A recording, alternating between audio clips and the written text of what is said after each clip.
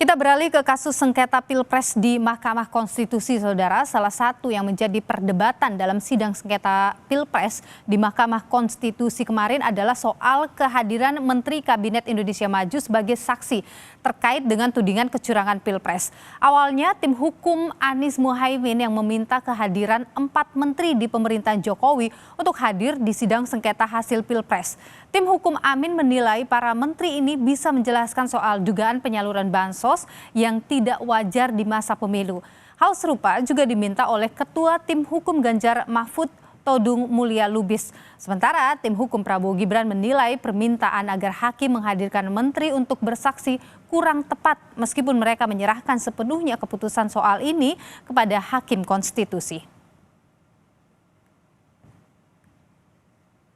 Membantu menghadirkan Menteri Keuangan Republik Indonesia, Menteri Sosial Republik Indonesia, Menteri Perdagangan Republik Indonesia, Menteri Koordinator Perekonomian Republik Indonesia, guna didengar keterangannya dalam persidangan ini, Yang Mulia.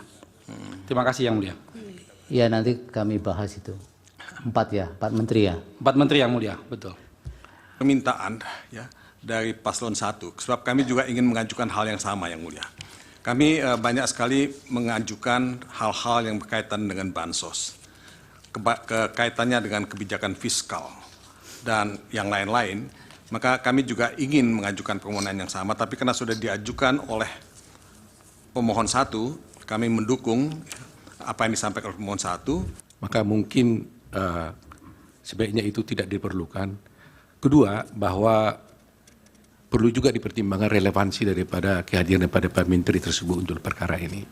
Itu saja yang kami sampaikan. Baik, itu bagian dari yang nanti kami akan pertimbangkan.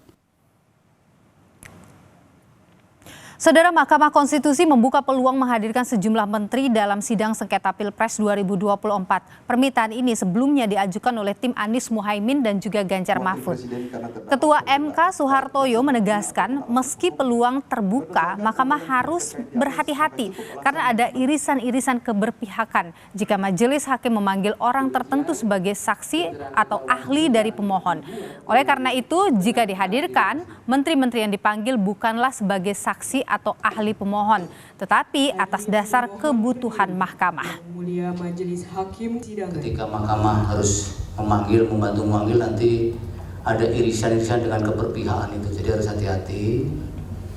Kecuali memang mahkamah yang memerlukan dan kemudian ingin mendengar, tapi bukan saksi atau ahli. Kalau saksi atau ahli nanti mahkamah yang harus hati-hati soal esensi keberpihakan itu. Tapi mahkamah bisa memanggil sepanjang diperlukan oleh mahkamah. Bisa jadi yang diusulkan tadi memang diperlukan juga.